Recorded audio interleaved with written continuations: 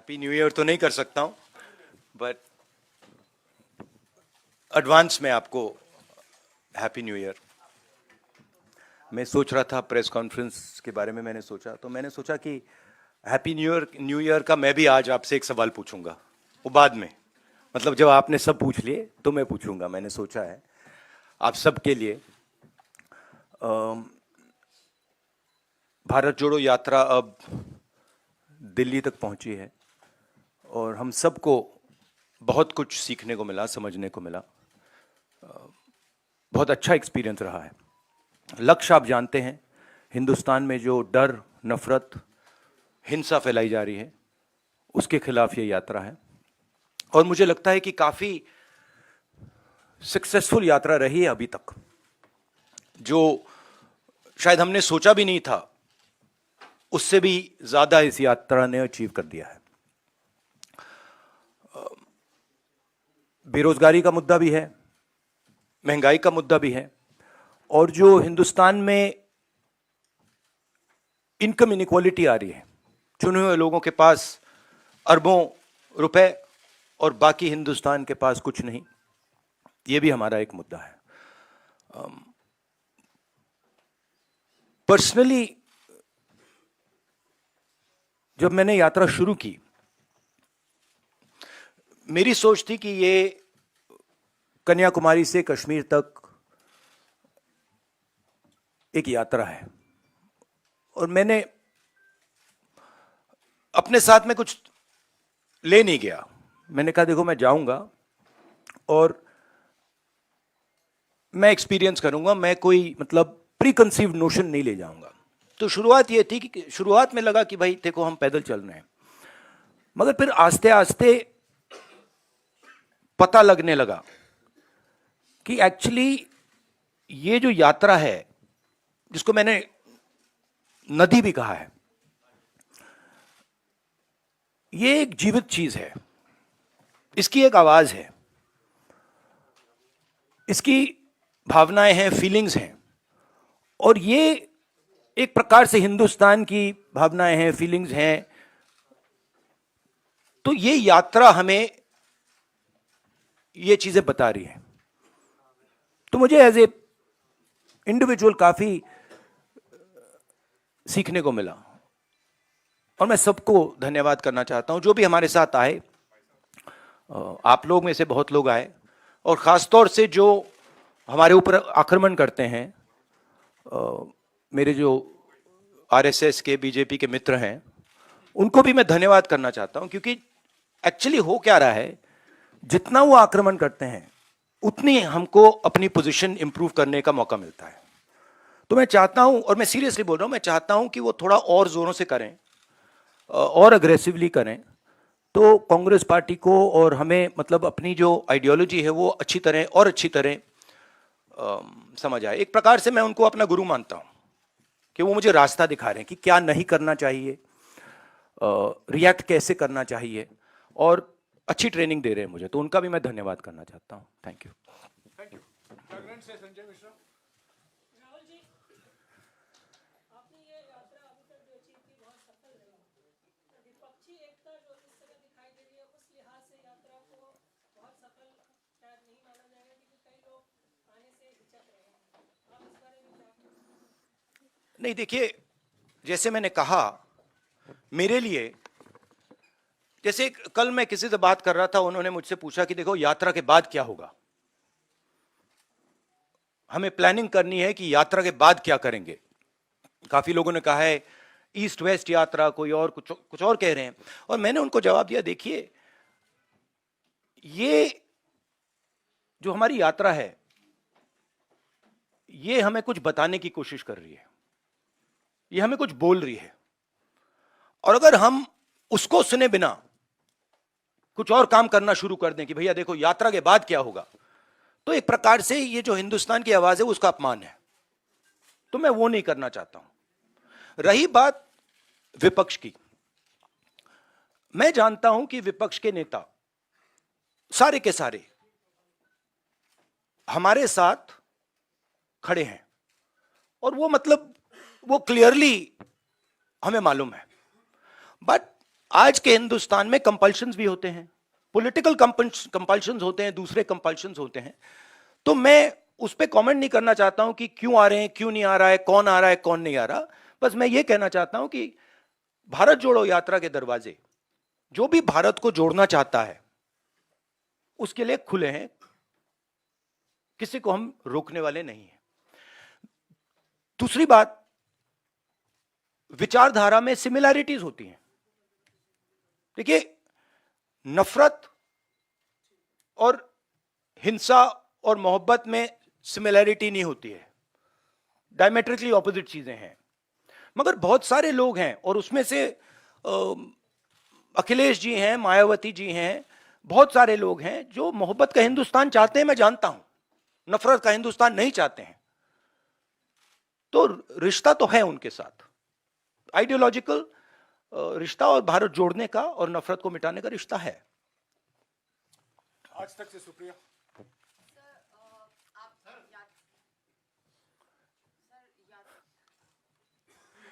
क्या हुआ? आज तक से सुप्रिया।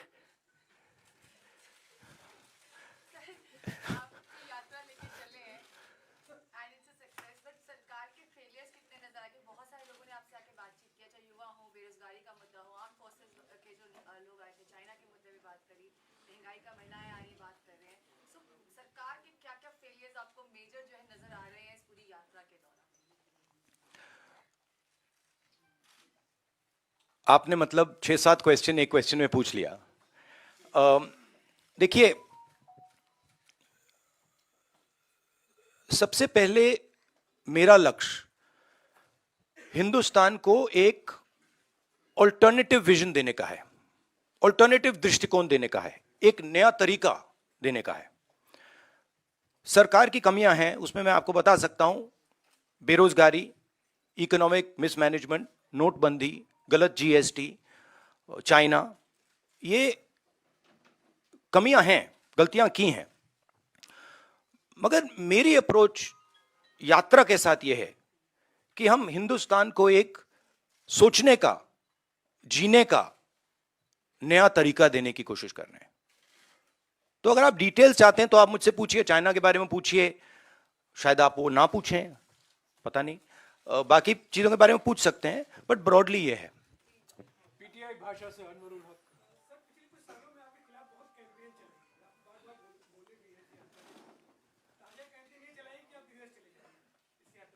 हाँ,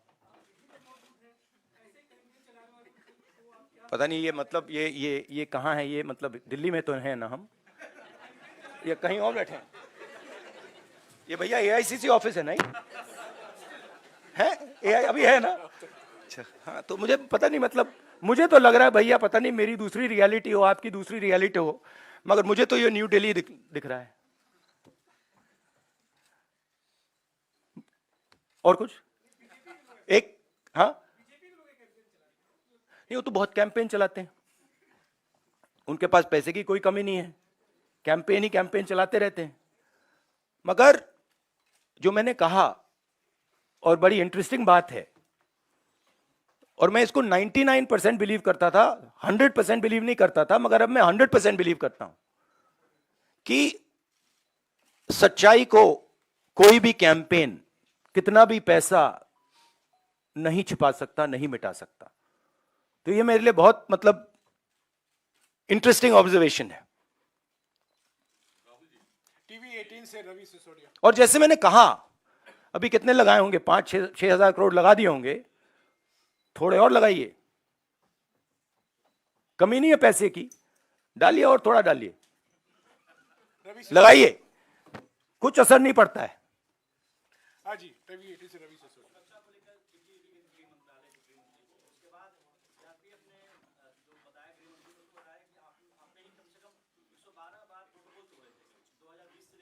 हाँ, देखिए, दो चीजें हैं इसमें। मैं भारत जोड़ो यात्रा कर रहा हूं, ठीक है? अब सरकार चाहती है कि मैं बीपी गाड़ी में भारत जोड़ो यात्रा करूं। कहते हैं आपका प्रोटोकॉल है कि आप हमें तंग मत करो, आप बुलेट प्रूफ गाड़ी में बैठ के कन्याकुमारी से कश्मीर तक चलो। अब ये मेरे लिए तो एक्सेप्टेबल नहीं है। अब यात्रा में आप मुझे समझाइए, भारत जोड़ो यात्रा में मैं बीपी गाड़ी में कैसे बैठूं? अच्छा, जब उनके नेता, उनके सीनियर नेता बीपी गाड़ी से बाहर आ जाते हैं तो फिर कोई चिट्ठी नहीं जाती। उनके नेताओं ने रोड शो किए हैं, खुली जीप में गए हैं, उनके ही प्रोटोकॉल के खिलाफ है ये। वो मुझे लिख रहे हैं कि भैया आप बीपी गाड़ी से निकल गए, तो उनके लिए प्रोटोकॉल अलग, मेरे लिए प्रोटोकॉल अलग। और सारे सीआरपीएफ के लोग जानते हैं, सीनियर्स जानते हैं कि मेरी सिक्योरिटी के लिए क्या करना है। और हमारी सिक्योरिटी बीपी गाड़ी में, मतलब मैं कैसे चलूं, आप बता दो मुझे। चला ही नहीं जा सकता है, भारत जोड़ो यात्रा में पैदल जाना है। तो ये तो मतलब पता नहीं है, शायद केस बना रहे हैं कि राहुल गांधी मतलब अपनी सिक्योरिटी तोड़ता रहता है, तोड़ता रहता है, केस बना रहे हैं। ठीक है, बनाइए। दैनिक भास्कर से अनिरुद्ध।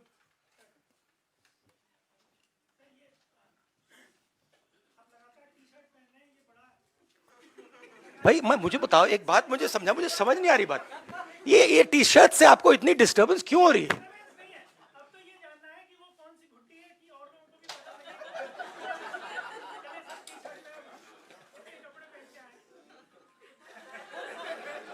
मतलब एक भी यहां टी शर्ट में नहीं बैठा है?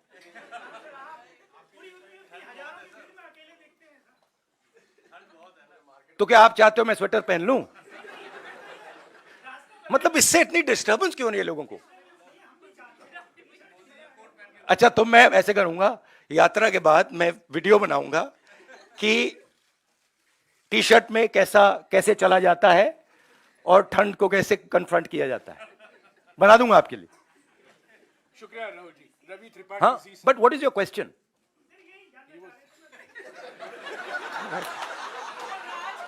मैं क्या बताऊं भाई? राज क्या?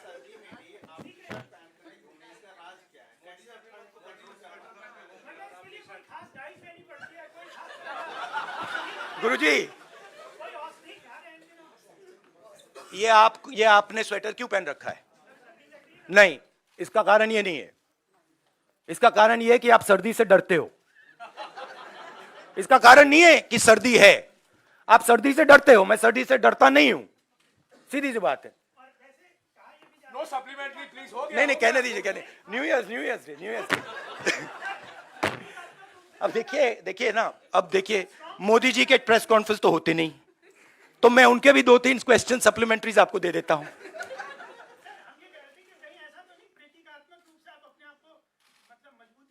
नहीं, एक्चुअली मैं आपको सीरियसली बताऊं, मुझे ठंडी नहीं लग रही अभी तक। और मैं पता नहीं, मुझे लग नहीं रही है। मगर मैं सोच रहा हूं कि जैसे ही मुझे ठंड लगनी शुरू हो जाएगी, मैं मतलब स्वेटर पहनना शुरू कर दूंगा, बट अभी तक मुझे ठंड नहीं लग रही है। रवि त्रिपाठी जी से। राहुल जी, मेरा सवाल ओल्ड पेंशन स्कीम को लेकर है, क्योंकि 2-3 राज्यों में जहां आपकी सरकार है, आपने वायदा किया है और आपने जब उसको लागू करने की बात की है तो केंद्र सरकार से कन्फ्रंटेशन हो रहा है। केंद्र सरकार मना करेगी, एनपीएस में जो पैसा जमा है वो आपको वापस नहीं करेंगे। तो ओल्ड पेंशन स्कीम को लागू करना कितनी बड़ी चुनौती है और 2024 के लिए भी क्या है? नहीं, हमारा जो स्ट्रक्चर है, जो सिस्टम है, उसमें हमारे जो स्टेट्स हैं वो इंडिविजुअल डिसीजंस लेते हैं, हम उनको इंडिपेंडेंस देते हैं। तो अब तो मैं कांग्रेस प्रेसिडेंट भी नहीं हूं, तो ये सवाल आपको खारगे जी से पूछना होगा कि नेशनल लेवल पे कांग्रेस पार्टी की पेंशन स्कीम पे क्या स्ट्रैटेजी है। मगर जनरली कांग्रेस पार्टी का स्ट्रक्चर है कि भाई अगर राजस्थान करना चाहता है और हरियाणा, हिमाचल करना चाहता है तो उनको करने दो। हम वीटो पावर मेंटेन करते हैं कि अगर बिल्कुल कुछ गलत कर रहे हैं तो फिर हम उसको चेक करते हैं, बट नॉर्मली हम इंडिपेंडेंटली करने देते हैं। भैया वो तो आप मोदी जी से पूछिए ना, उनके भी सवाल मुझे। ओके, ट्रिब्यून से Aditya Tandon. Mr. Gandhi, I want to ask, how do you view the 2024 general elections in the light of the fact that you've lost the 2 previous general elections, and to implement any governance approach that you are articulating through the Bharat Jodo Yatra, you do need electoral power.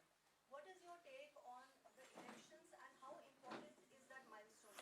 I think if the opposition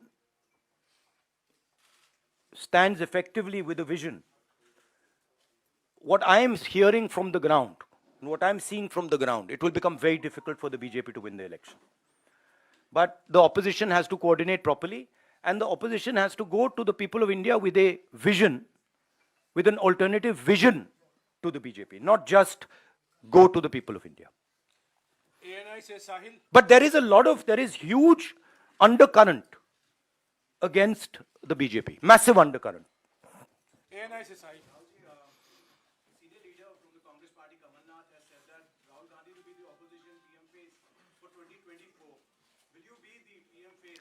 See, every time there's a press conference, there's one or two attempts to, completely take the attention and take it in that direction. Now, I don't fall for these type of things. My focus is on the idea that India should be united, that we fight hatred and anger with affection, love and harmony, and we are providing an alternative vision of this country. So I think that's what I would like to focus on. These questions, of course, you have to keep saying them, because this is the nature of media. So I'm going to let you keep doing that, and you can enjoy yourself doing it, and I'll also have a little fun while you do it. Navbharat times से Rajesh Mittal. Navbharat times से Rajesh Mittal. Namaskar. यात्रा ने आपको देश के बारे में समझ जो है वो बढ़ाई है. इस समझ के आधार पर अगर आप आज देश के प्रधानमंत्री बन जाएं तो 5 बातें आप क्या करेंगे सबसे पहले? नहीं, सबसे पहले ये हाइपोथेटिकल क्वेश्चन है, तो मैं इसका जवाब प्रधानमंत्री के बेसिस पे नहीं दूंगा, मगर मैं ये जरूर कह सकता हूं कि जो हमारा शिक्षा का सिस्टम है,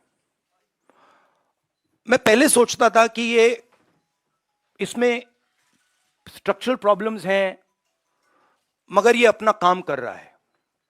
आज मैं सोचता हूं कि ये अपना काम ही नहीं कर रहा है. जो हम अपने बच्चों को विजन दे रहे हैं, जो उनका इमेजिनेशन है, जो हमें देना चाहिए, हम दे नहीं रहे. तो अगर आप, सबसे शॉकिंग चीज मैं आपको बताता हूं. मैं कन्याकुमारी से अब दिल्ली तक आया हूं. कितने 108 दिन हो गए. 108 दिन में मैंने हजारों बच्चों से बात की है, और हर बच्चे से मैंने पूछा है, तुम यूनिवर्सिटी के बाद, कॉलेज के बाद क्या करना चाहते हो. हजारों बच्चों से पूछा है, और मुझे सिर्फ 5 जवाब मिले. मतलब एक लड़की ने मुझे कहा कि मैं अपना छोटा बिजनेस चला रही हूं, और एक लड़के ने कहा कि मैं मैकेनिक बनना चाहता हूं. बट 99.9% लोग कह रहे हैं मैं लॉयर, डॉक्टर, इंजीनियर, आईएएस, जज. मतलब हमारा एजुकेशन सिस्टम हमारे बच्चों को कह रहा है कि जिंदगी में तुम्हारे पास 5 काम है. और रियलिटी ये है, रियलिटी सच्चाई ये है कि ये सब बच्चे इंजीनियर नहीं बन सकते, डॉक्टर नहीं बन सकते, लॉयर नहीं बन सकते. तो ये झूठ है. तो हम अपने बच्चों को झूठ बोल रहे हैं. मैं पूछता हूं, बच्चे आते हैं, कहते हैं क्या करना चाहते हो? आईएएस. अच्छा, आईएएस में कितने लोग जाते हैं हर साल? आप अंदाजा लगाइए, जवाब क्या मिलता है. मैं पूछता हूं कितने लोग आईएएस में हर साल जाते हैं? बच्चे क्या कहते हैं? क्या लगता है? अच्छा, आप बताइए कितने लोग जाते हैं आईएएस में? 250. बच्चे कहते हैं 5 लाख, 6 लाख, 1 लाख, 2 लाख, 3 लाख. जब मैं उनको कहता हूं भाई 150 जाते हैं, 2-3 को मैंने गलती से कह दिया, एक लड़की को कह दिया, वो रोना शुरू कर दी कि देखिए हम उनको सही इमेजिनेशन ही नहीं दे रहे हैं, हम उनको रास्ता ही नहीं दिखा रहे हैं. तो पहला काम जो एजुकेशन सिस्टम है, और ये टॉप डाउन, ये इमेजिनेशन को मारने का एजुकेशन सिस्टम है. ये एजुकेशन को खोलता नहीं है. तो सबसे बड़ा काम, और ये शायद 2-3-4 साल में नहीं होगा, मगर डायरेक्शन ये होना चाहिए. और जो न्यू एजुकेशन पॉलिसी वो तो बिल्कुल दूसरे डायरेक्शन में जा रही है। तो पहली ये बात है। दूसरी बात, ये खुले तरीके से बोल दूं तो ये रेंट सीकिंग नेशन है, इसे प्रोडक्शन नेशन बनना चाहिए। फर्क है। ये जो देश है, जो प्रोड्यूसर है, जो प्रोडक्शन करता है, जो जिसके पास स्किल है, चाहे वो किसान हो, चाहे वो मैकेनिक हो, चाहे वो बढ़ई हो, मोची हो, नाई हो, जो भी हो, जिसके पास स्किल है, सबसे पहले उसकी मदद नहीं करते हैं। तो दूसरी बात, उसकी स्किल को डिस्ट्रॉय करने की कोशिश करते हैं, और उसको मतलब जो उसकी स्ट्रेंथ है उसको मार मार के उससे निकाल देते हैं, और बिना स्किल के रिस्पेक्ट किए यह देश कभी अपने युवाओं को रोजगार नहीं दे सकता है। सिंपल बात है। तो दूसरी चीज यह है। तीसरी चीज है कि, और ये मैं थोड़ा जो बॉर्डर पे हो रहा है उसके बारे में कहना चाहता हूं। जो देश में हिंसा है, नफरत है, केओस है, इसका असर, इसका इफेक्ट दूसरे देश देखते हैं और उसका फायदा उठाते हैं। हमारी जो कंफ्यूज्ड फॉरेन पॉलिसी है, जो एक प्रकार से event based non strategic foreign policy है, उससे हिंदुस्तान को जबरदस्त नुकसान हो रहा है और बहुत भारी चोट लगेगी। और मैं इसको दोहराता जाता हूं मगर कोई सुनता नहीं है। जैसे मैं कोविड के समय दोहरा रहा था कि भाई प्रॉब्लम आ रही है, कोई सुनता नहीं है। तो ये भी बहुत जरूरी चीज है। बट मेन ये कुछ नहीं हो सकता अगर एक हिंदुस्तानी दूसरे हिंदुस्तानी से नफरत करता है, एक आदमी दूसरे को मारने की कोशिश कर रहा है, ये कुछ नहीं हो सकता। तो फाउंडेशन मोहब्बत, एकता, इज्जत, रिस्पेक्ट है। न्यूज 18 से अरुण कुमार सिंह।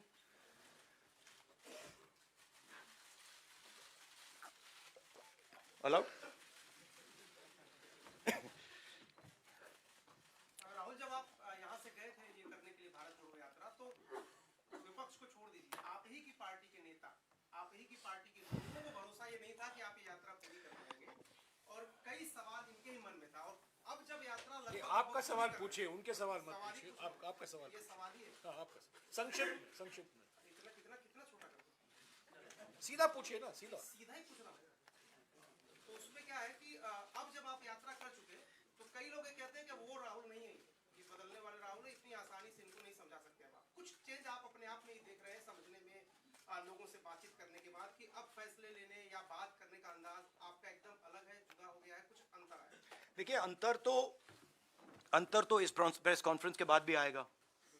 अंतर तो व्यक्ति में कंटिन्यूअस होता है, नॉन स्टॉप होता है, तो वो तो है। बट जो मेरी फाउंडेशन है, जो नींव है, उसमें मुझे कोई चेंज नहीं दिखा। उसमें वो फाउंडेशन मेरी वही है। जरूर मैं मतलब बहुत कुछ सीखा हूं और हर रोज सीखता हूं, और सिर्फ यात्रा से नहीं, हर इंटरैक्शन में से मैं सीखने की कोशिश करता हूं। तो एवोल्यूशन तो होता रहता है, मगर जो फाउंडिंग प्रिंसिपल्स हैं कि वो उसमें इतनी चेंज नहीं है। वो मैं ये कह सकता हूं वो और भी स्ट्रांग हो गए हैं, वो कह सकता हूं, बट उसमें इतनी चेंज नहीं आई है।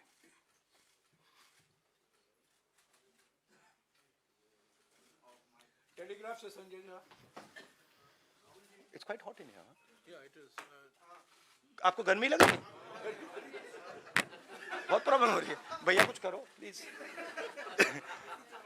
एसी चलवाओ प्लीज। संजय, आप स्वेटर लिए कैसे बैठे हो इस कमरे में? हाँ, आपकी चमड़ी बहुत मोटी है। प्रधानमंत्री ये कहते हैं कि अमृतकाल चल रहा है, भारत जोड़ो यात्रा का डिस्कोर्स कुछ और ही है। किस तरह से उनकी व्यू अलग है, हमारी व्यू अलग है, तो उनका ओपिनियन हमारे से अलग रहता है, हमारा अलग रहता है, तो डाइकोटोमी तो कुछ है नहीं, अलग ओपिनियंस हैं। नहीं, अलग व्यू पॉइंट्स हैं। उनका उनका व्यू पॉइंट दूसरा है, हमारा व्यू पॉइंट दूसरा है, विचारधारा दूसरी है, विचारधारा की लड़ाई है। उनको अपनी व्यू पॉइंट रखनी चाहिए। जैसे मैंने कहा, अगर वो अपनी व्यू पॉइंट बदल जाएं, बदल दें, तो हमारे लिए प्रॉब्लम हो जाएगी, क्योंकि हम अपने व्यू पॉइंट को अच्छी तरह नहीं समझ पाएंगे। तो वो जो उनको जो लगता है वो करना चाहिए, वो करना चाहिए, और हमें जो करना है हम करेंगे। डाइकोटोमी कोई नहीं, ये बहुत पुरानी लड़ाई है। ये भी बात मुझे समझ आई है। ये एक्चुअली अगर आप मुझे पूछो क्या चेंज है, मैं आपको बताता हूं कि ये मुझे समझ आ गया कि ये बहुत पुरानी लड़ाई है और ये राजनीतिक लड़ाई नहीं है। ये मुझे समझ आ गया।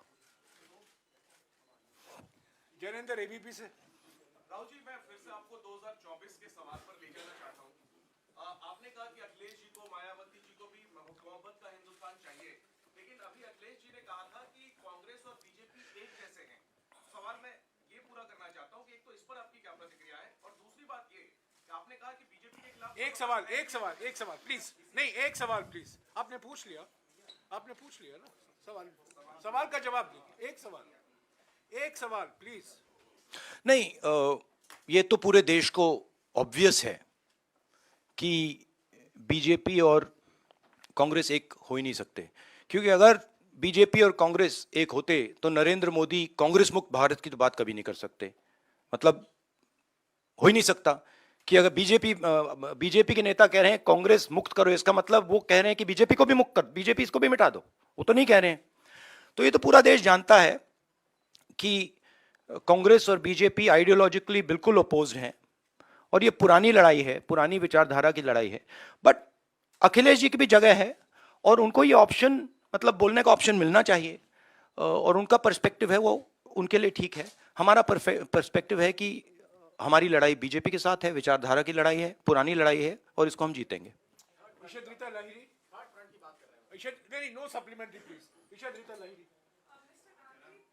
नहीं, एक बात मैं कहना चाहता हूं। देखिए,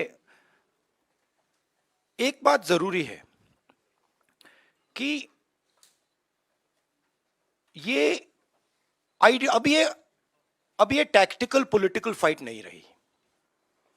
मतलब कि उसमें एक ग्रुप वहां आ जाए और एक ग्रुप मिलके बीजेपी को हरा दे। अब वो गाड़ी गई। क्यों? क्योंकि हिंदुस्तान का जो पूरा इंफ्रास्ट्रक्चर है, इंस्टीट्यूशनल फ्रेमवर्क जो है, अब वो एक विचारधारा के हाथ में है। ठीक है? और अब वो हिंदुस्तान की पॉलिटिकल स्पेस को पूरी तरह से डोमिनेट कर रहे हैं। अब उनको हराने के लिए एक विचारधारा की जरूरत होगी।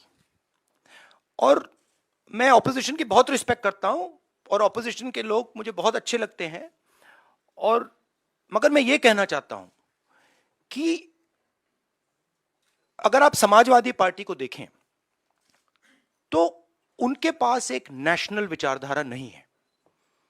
वो यूपी में जरूर उनकी पोजीशनिंग है और उसको उन्हें डिफेंड करना है, शायद उसलिए ना आए, बट नेशनल विचारधारा नहीं है। समाजवादी पार्टी का आइडिया केरला में नहीं चलेगा, कर्नाटक में नहीं चलेगा, बिहार में नहीं चलेगा। ठीक है? तो एक सेंट्रल आइडियोलॉजिकल फ्रेमवर्क स्ट्रक्चर की जरूरत है, वो कांग्रेस पार्टी ही दे सकती है, और वो हमारा रोल है। मगर हमारा रोल यह भी है कि जो ऑपोजिशन के लोग हैं वो कंफर्टेबल फील करें और उनकी रिस्पेक्ट हो, म्यूचुअल रिस्पेक्ट। मतलब वो भी हमारी करें, हम भी उनके करें।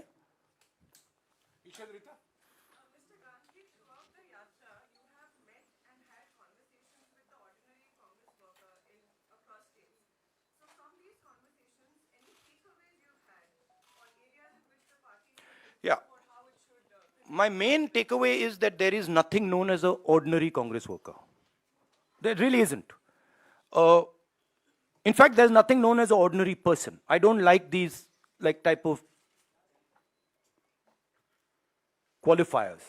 There's nothing known as an ordinary person. Everybody is unique. Every Congress worker is unique. Every person has a unique way of looking at the world, and it's important that they're treated like that. So every single one of them, every conversation, I learn something from, you know.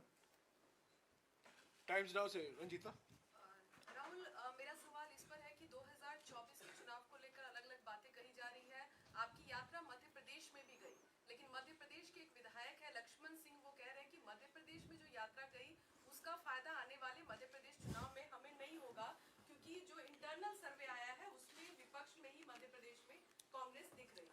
Congress, मैं आपको एक बात लिख के दे देता हूं अभी, कांग्रेस मध्य प्रदेश के चुनाव को स्वीप करेगी, बीजेपी वहां दिखाई नहीं देगी। मैं आपको गारंटी करके, आप लिख लो और उस समय मुझे बता देना। मतलब अगर आप मुझे, कोई क्वेश्चन नहीं है कि वहां पे बीजेपी मतलब दिखाई नहीं देगी, क्योंकि वहां पे तो मैंने सोचा था कि महाराष्ट्र में, मतलब मैंने जो वहां कहा कि महाराष्ट्र में बहुत अच्छा रिस्पांस मिला, मध्य प्रदेश में तो टोटल अंडरकरंट था, मतलब तूफान आया हुआ है वहां पे। मध्य प्रदेश में हर व्यक्ति जानता है कि बीजेपी ने सरकार को चोरी करके पैसा देके बनाया है, तो पूरा पूरा प्रदेश गुस्से में है। आप ऐसे करिए, लक्ष्मण सिंह जी से बैट कर लीजिए, शर्त लगा लीजिए, बड़ी शर्त लगाइए, फायदा हो जाएगा आपका।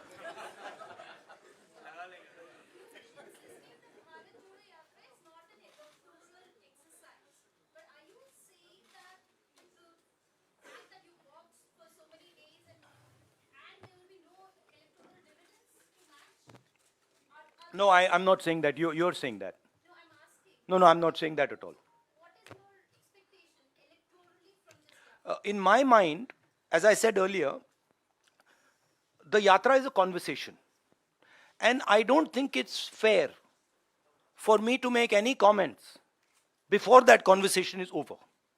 I can answer such questions the day the flag is hoisted in Srinagar and the conversation, at least this phase of the conversation is over. I can then probably answer your questions, this type of a question. I don't want to take the yatra, and demean it by making it about something that it's not. Just now, you said, really going to the people without a credible alternative vision will not help the opposition. So what is the big idea or a series of ideas that you are putting forward? Because there seems to be a realization that, merely criticizing, even if robust, merely criticizing the government is not enough. So what is the series of ideas that you are putting? No, I outlined it right now, right? Number one,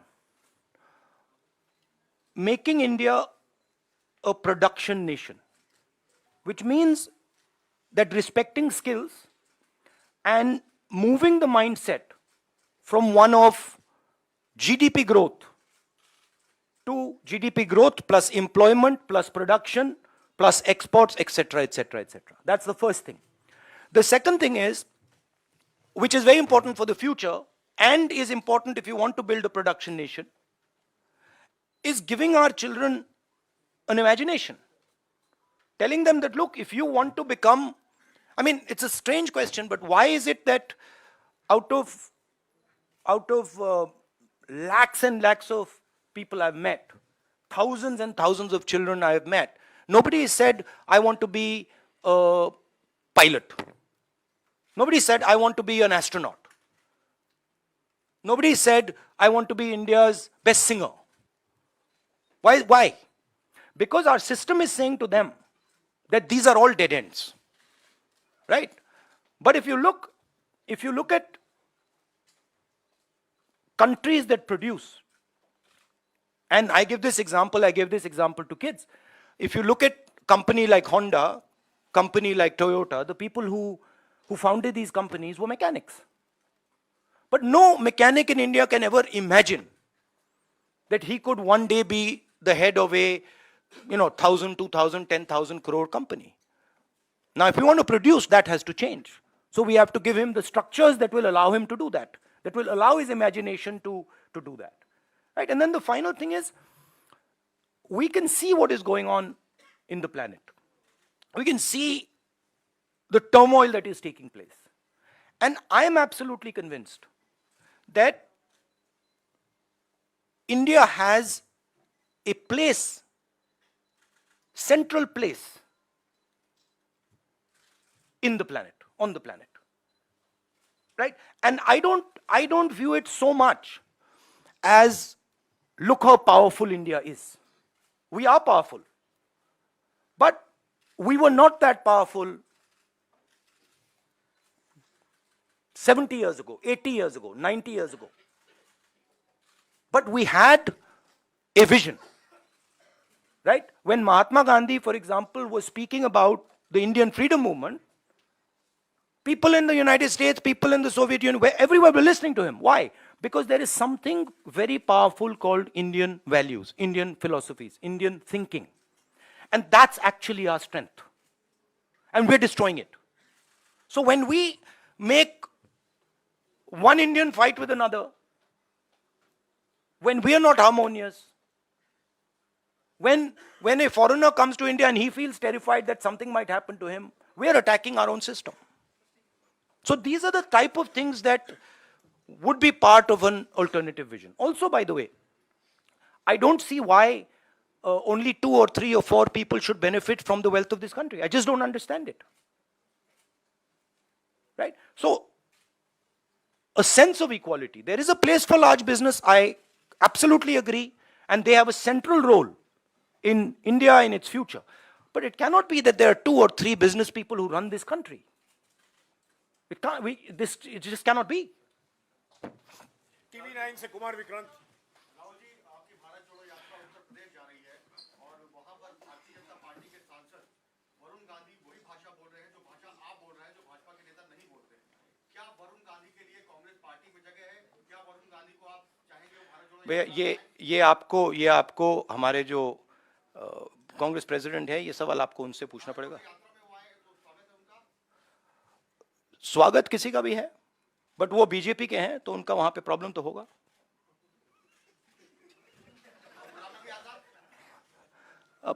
अब वो आप उनसे पूछिए, पहले पता नहीं, मुझे ही confusion हो गई है। पता नहीं अब क्या बोलूं। कांग्रेस के मतलब सीनियर नेता हैं, बट मुझे कंफ्यूज कर दिया कि मतलब कभी बाहर, कभी अंदर, कभी बाहर, कभी अंदर, कभी अंदर, कभी बाहर, पता नहीं मुझे।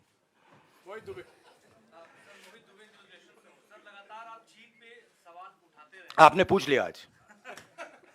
मैं अभी बोलने वाला था कि चीन का नहीं पूछा। हाँ, सर, आपने जयपुर में भी सरकार से जवाब मांगा था, पार्लियामेंट सेशन भी चल रहा था, पार्लियामेंट में भी आप लोग चर्चा की मांग कर रहे थे, सरकार वहां भी तैयार नहीं हुई। अब राहुल गांधी का क्या स्टैंड है, क्योंकि लगातार आप ये कह रहे हैं कि अतिक्रमण हो रहा है, वहां सीमाएं सुरक्षित नहीं। देखिए, सबसे पहले मैं एक बात क्लियरली कहना चाहता हूं।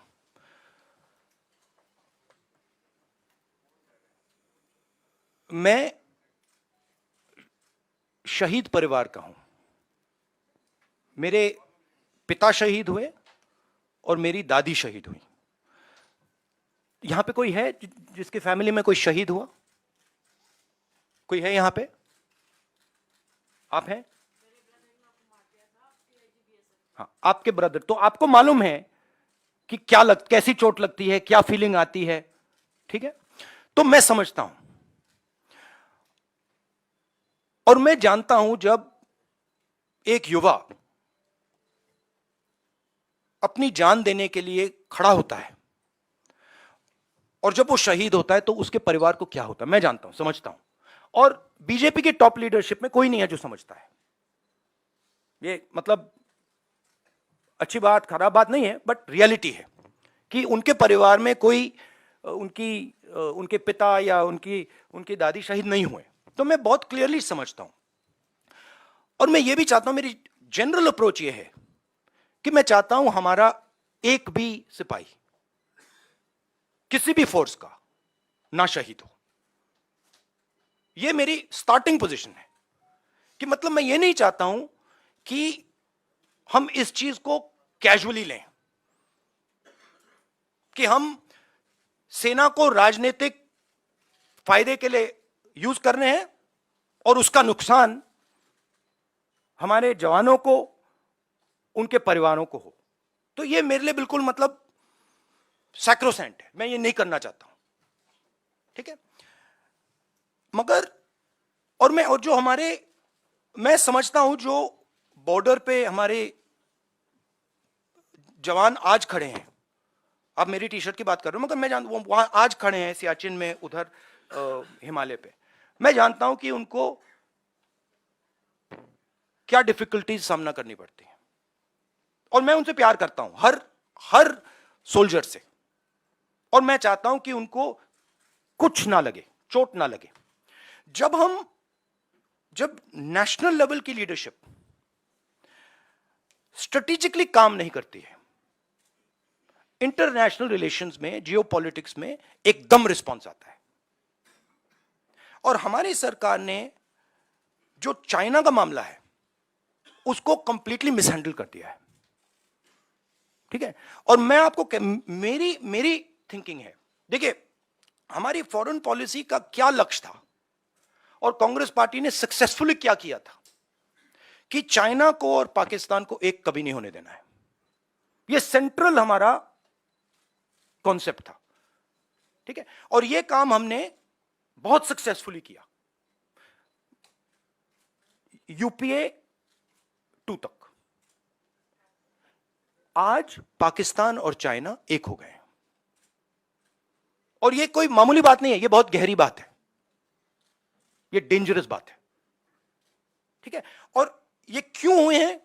क्योंकि हमारी सरकार ने मिसहैंडल किया है, हमारी सरकार ने फॉरेन पॉलिसी को मिसहैंडल कर दिया है, और जो ब्रॉड स्ट्रक्चर है फॉरेन पॉलिसी का उसको वो समझे नहीं, ठीक है।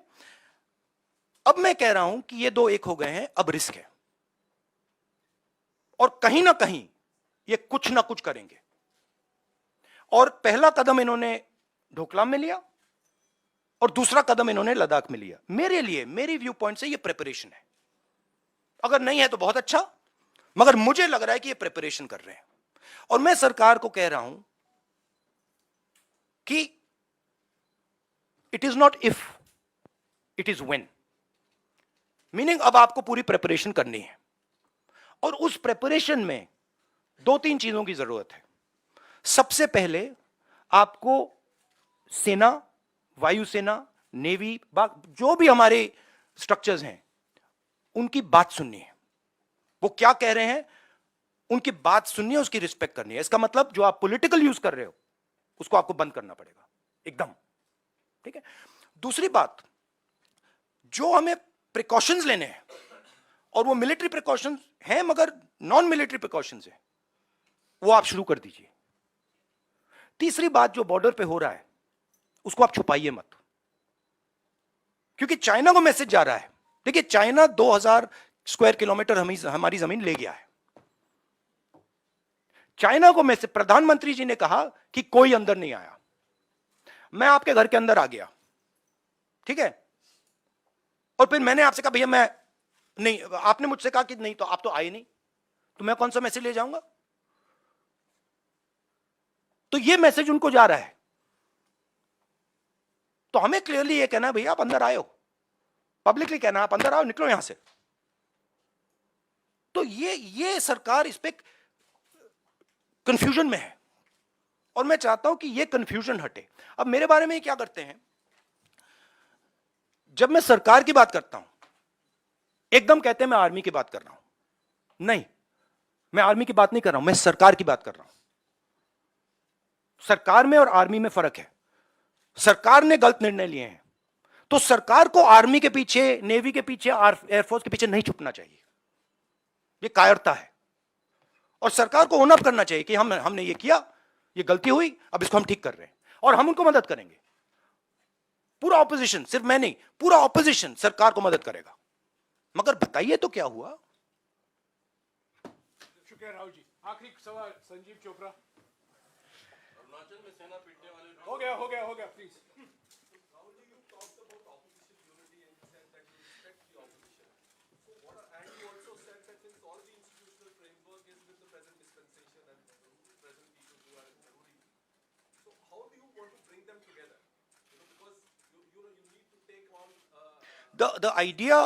The idea of Bharat Jodo is a framework. It's a way of working. It's a way of thinking. So, of course, I'm not the Congress president, and a lot of that work now the Congress president will probably do. But it is about bringing people together and making them comfortable. You know, respect basically. शुक्रिया राहुल जी। भारत जोड़ो यात्रा फिर से No, 3 but I need to ask them the question. Please I need to ask the New Year question myself now, because my one question I get. So why am I not allowed to use a teleprompter? मैंने क्या गलती की है? मतलब आप प्रधानमंत्री को teleprompter use करने देते हो, आप दूसरों को भी टेलीप्रॉम्प्टर यूज करने देते हो, तो मुझे क्यों नहीं? नहीं, मगर ऑप्शन तो देना चाहिए। पर एक और सवाल है राहुल, नहीं, मेरा दूसरा है। नहीं, आप बार बार क्यों प्रेस कॉन्फ्रेंस? नहीं, मेरा दूसरा भी सवाल है, और भी अच्छा सवाल है। ये सवाल मैं मतलब बहुत इंटरेस्टिंग सवाल है।